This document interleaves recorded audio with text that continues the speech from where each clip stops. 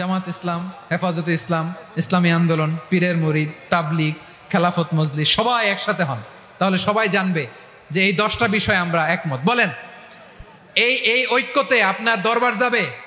দরবার নষ্ট হবে? আপনার দল নষ্ট হবে? আপনার আকীদা নষ্ট হবে? না।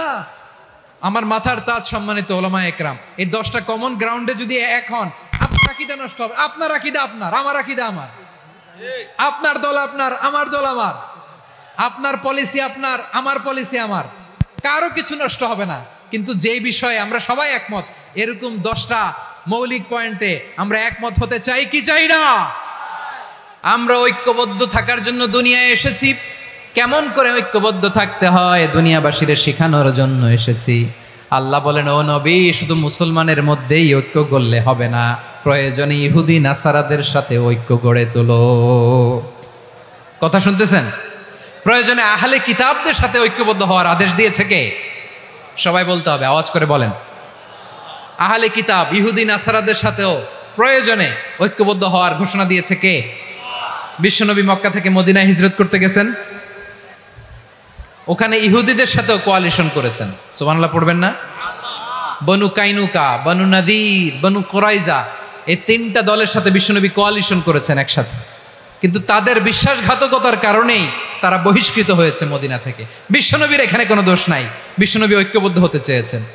আল্লাহ তাআলা নবীরে বললেন, নবী তুমি তাদেরকে বলো, ও আহলে কিতাবের ভাইয়েরা, ইহুদি নাসারারা, এসো এসো এসো, আমরা এমন একটা বিশ্বাসের প্রশ্নে একত্রিত হই যে বিশ্বাস তোমাদের নবীরাও প্রচার করেছে, যে বিশ্বাস আমিও প্রচার করি, যে বিশ্বাসের কথা তোমাদের পবিত্র ধর্মগ্রন্থগুলোতে রয়েছে, আবার যে বিশ্বাসের কথা আমার কোরআনের মধ্যেও রয়েছে, আসলে ওই কথায় আমরা একত্রিত হই। সুবহানাল্লাহ। তাহলে ভিন্ন ধর্মী তাদের সাথে যখন আমরা ঐক্য করব, কিসের উপর ঐক্য? একটা কমন ফেইথ, একটা মৌলিক বিশ্বাসের উপর ঐক্য। আল্লাহ তাআলা বলছেন, কুলিয়া আহলাল কিতাবি তাআলাউ ইলা কালিমাতিন সাওয়াইন বাইনানা ওয়া বাইনাকুম আল্লা না'বুদা ইল্লাল্লাহ ওয়া লা নুশরিকা বিহি শাইআ ওয়া লা ইয়াত্তাখিযা বা'দুনা বা'দান আরবাবাম মিন দুনিল্লাহ فإن تولوا فقولوا اشهدوا بأننا مسلمون। পড়েন আল্লাহু আকবার।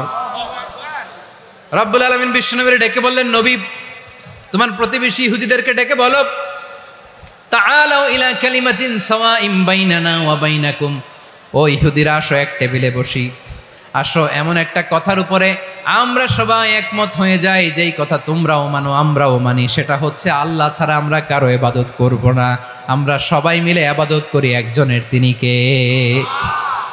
আল্লাহ ছাড়া কারো ইবাদত চলবে না, আল্লাহর সাথে আমরা শরীক করব না, আল্লাহ ছাড়া নিজেরা নিজেদেরকে রব হিসেবে মানব না। এই 3টা বিষয়ে যদি একমত হও, চলো আমরা একসাথে বসি, আমরা ঐক্যবদ্ধ হই। পড়েন সুবহানাল্লাহ। তাহলে দেখেন, ঐক্য কি শুধু মুসলমানদের মধ্যে না, প্রয়োজনে অন্য ধর্মের সাথেও ঐক্যবদ্ধ হতে হয়। শেষ? আপনাদের ওয়াজ শেষ নাকি? হ্যাঁ, আমরা শেষ করে দিই, অনেক রাত হয়েছে। বসতেছে তো এরকম ওঠা বসা কেন রে ভাই?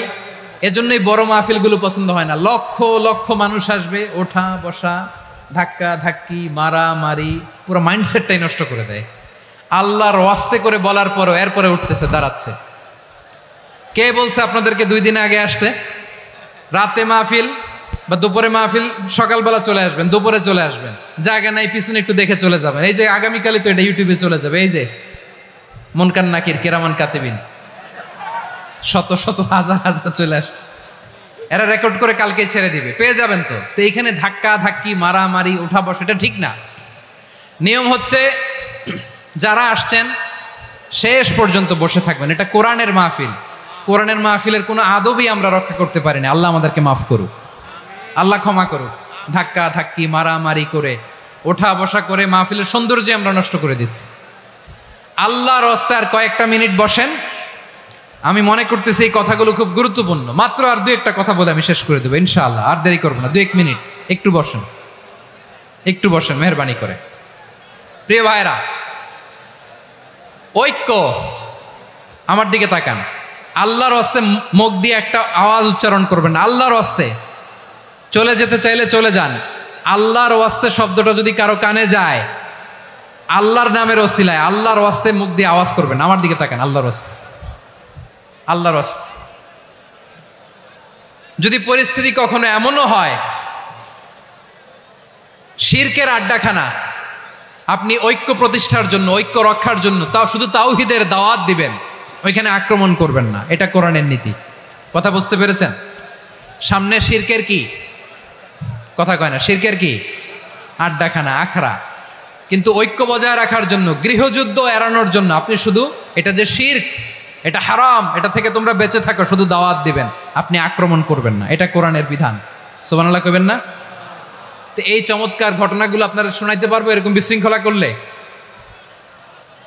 মূসা আলাইহিস সালাম আল্লাহর সাথে সরাসরি কথা বলতেন। ওয়াকাল্লামাল্লাহু মূসা তাকলিমা। সুবহানাল্লাহ পড়েন, আওয়াজ তুলে সবাই বলেন সুবহানাল্লাহ।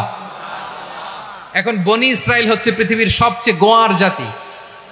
তারা বলে, মূসা তুমি যে আল্লাহর সাথে কথা বলো আমরা তো দেখি না, তুমি যে কথা বলো আমরা তো শুনি না, তো কি করতে হবে? বনি ইসরাইল বলে, আমাদের মধ্য থেকে 70 জন নিয়ে যাইতে হবে তুর পাহাড়ে। ওরা আয়সা যদি কয় হয় আমরা শুনছি, তাহলে বিশ্বাস করব। কত বড় ডাকাত দেখছেন বনি ইসরাইল। এদের চেয়ে গোয়ার জাতি নাই। এত গোয়ার তুমি করেছে মূসা আলাইহিস সালামের সাথে। তুমি যে আল্লাহর সাথে কথা বলে আমরা তো দেখি, কি করব? 70 জন আমাদের বন্ধু বান্ধব যে যদি দেখে, তারা বললে ওকে আস, 70 জন আস। 70 জন নিয়ে গেল। মূসা আলাইহিস সালাম হারুন আলাইহিস সালামকে খেলাফা দিয়ে গেলেন, আল্লাহ ওনাকে নবী বানালেন। মূসা আলাইহিস সালাম বললেন, হারুন খবরদার, বনি ইসরাইলের মধ্যে তাওহীদের বাণী প্রচার করবা, ঐক্য ধরে রাখবা, বিচ্ছিন্ন হতে দিবা না। চলে গেছে। এইদিকে বনি ইসরাইলের এক দুষ্ট লোক ছিল, নাম সামিরি। কি নাম? সামিরি। সে সবাইরে বলল তোমাদের স্বর্ণগুলো ফালাও। স্বর্ণগুলো ফেললো। বনি ইসরাইলের স্বর্ণগুলোকে গলিয়ে সে একটা গরুর বাচ্চা বানালো। গোবৎস। কিসের বাচ্চা? দেখেন গরুর পূজা কিভাবে শুরু হয় পৃথিবীতে প্রথম। গোবৎস পূজা, গরুর বাচ্চার পূজা কিভাবে। সে স্বর্ণ গলি গরুর বাচ্চা করে জিবরাইল আলাইহিস সালাম যে জমিনে এসেছিলেন, ওই ফেরেশতার পায়ের নিচের একটু মাটি সে বুদ্ধি করে প্যাকেটে রেখে দিছিল। সে গরুর বাচ্চা বানায় স্বর্ণ দিয়ে গলিয়ে ওই মাটি এটার মধ্যে ঢুকাই দিছে বেলকি দেওয়ার জন্য। স্বর্ণ দিয়ে বানানো গোবৎস গরুর বাচ্চার গায়ে যখন সেই মাটি ছুঁড়ে দেয়া হলো, এখন বাছুরের ভেতর থেকে ভ্যাঁ ভ্যাঁ আওয়াজ আসতেছে। কি আসতেছে? সবাই তো অবাক। সামিরি বলে, আরে তোমরা যে 70 জন দিয়ে মূসা আলাইহিস সালামরে পাঠাইছো, ওইদিকে এত ঘুরতেছে, আল্লাহরে খুঁজে পায় না, আল্লাহ তো এটার ভিতরে ঢুকছে। নাউজুবিল্লাহ বলবেন না? তোমরা যে 70 জন দিয়ে পাঠাইলা, 70 জন নিয়ে মূসা আলাইহিস সালাম খালি ঘুরতেছে, আল্লাহরে পায় না। পাবে কেমনে? আল্লাহ তো নাউজুবিল্লাহ এটার ভিতরে। সেজদা দাও। এই সেজদা দিয়ে গেল। আল্লাহর নবী হারুন আলাইহিস সালাম বললেন, খবরদার, এটা সুস্পষ্ট শিরক। আল্লাহ সব গুনাহ মাফ করে, শিরকের গুনাহ মাফ করে না। খবরদার, তোমরা থামো। কে শোনে কার কথা? এই যে যেমন এখন আপনারা আমার কথা শুনতেছেন না? শুনতেছেন? হারুন আলাইহিস সালাম বললেন, খবরদার, এই শিরকি কাজে তোমরা সংযুক্ত হয়ো না। তোমাদেরকে কি মনে নাই আমার ভাই মূসা আলাইহিস সালাম কি বলছে? আল্লাহ শিরক মাফ করে না। খবরদার, শিরক করো না, আল্লাহরে ভয় করো। হারুন আলাইহিস সালাম তাদেরকে বুঝালেন, শিরক করো না।